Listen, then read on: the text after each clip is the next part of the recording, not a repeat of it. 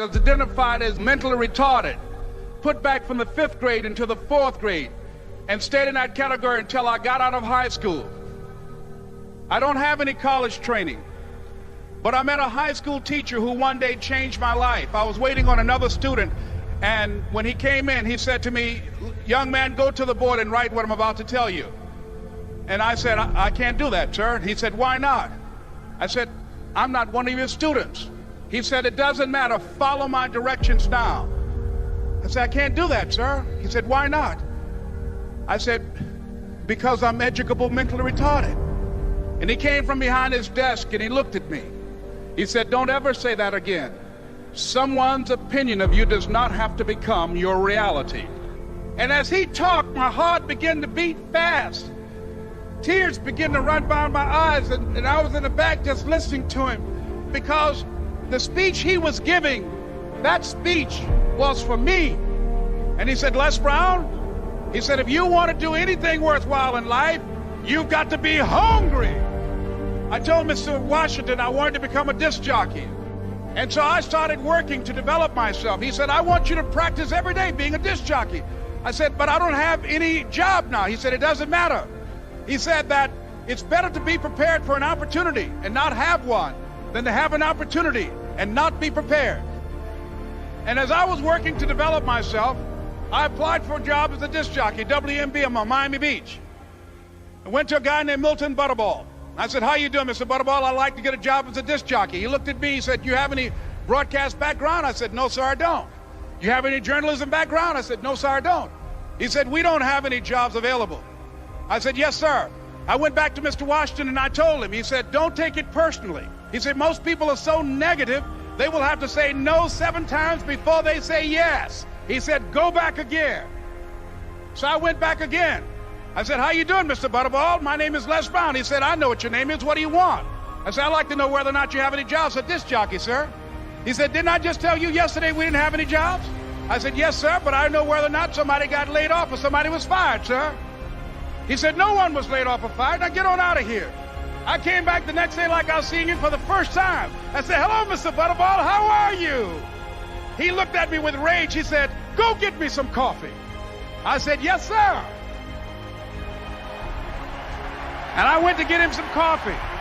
After a while, I would get their lunch and dinner, and I would go in the control rooms and take the disc jockeys their food, and I would not leave until they would ask me to leave.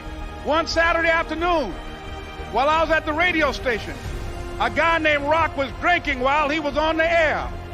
I was the only one there, looking at him through the control room windows, walking back and forth, young, ready, and hungry. Pretty soon the phone rang, and it was the general manager. And I answered the phone. I said, "Hello?" He said, "Les, this is Mr. Klein." I said, "I know." He said, "Rock can't finish his program." I said, "I know." He said, "Would you call one of the other DJs in?" I said, "Yes, sir." I hung the phone up. I said, "Now he must think I'm crazy." I called my mom and my girlfriend, Cassandra. I said, "Y'all turn up the radio and come out on the front porch. I'm about to come on the air." I waited for about 20 minutes, and I called him back. I said, "Mr. Klein, I can't find nobody." He said, "Young boy, do you know how to work the controls?" I said, "Yes, sir." He said, "Go in there and don't say nothing here." I said, "Yes, sir." I couldn't wait to get behind those controls. I put on an old Stevie Wonder record called Fingertips. I sat down behind that turntable. I said, "Look out, this is me, LB Triple P, Les Brown, your platter playing papa. There were none before me, and there will be none after me. Therefore, that makes me the one and only. Young and single and love to mingle, certified, bona fide, indubitably qualified to bring you satisfaction, a whole lot of action. Look out, baby, I'm your love man." I was hungry. I was hungry. You got to be hungry. Begin to know that you have greatness within you.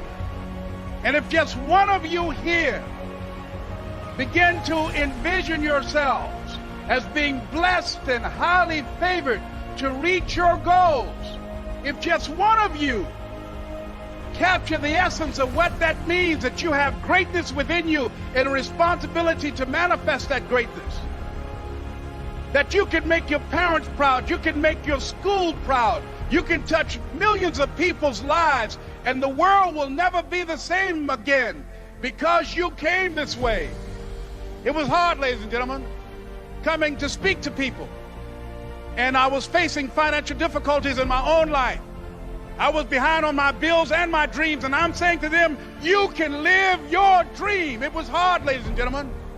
It was very difficult to pick myself up each day believing that I could do it. There were times that I doubted myself. I used to ask myself, can I do this? And something said within me, you're the one. Don't give up on your dream. By continuing to push forward, by continuing to run toward my dream, that one day I would have my own talk show. It's a long shot, ladies and gentlemen, from Liberty City, an abandoned building on a floor, never knowing my mother or father. It's a long shot. Being here with you today in this dome in Atlanta, it's a long shot. No college training, labeled educable, mentally retarded, but I kept running toward my dream. Don't stop. Don't stop running toward your dream.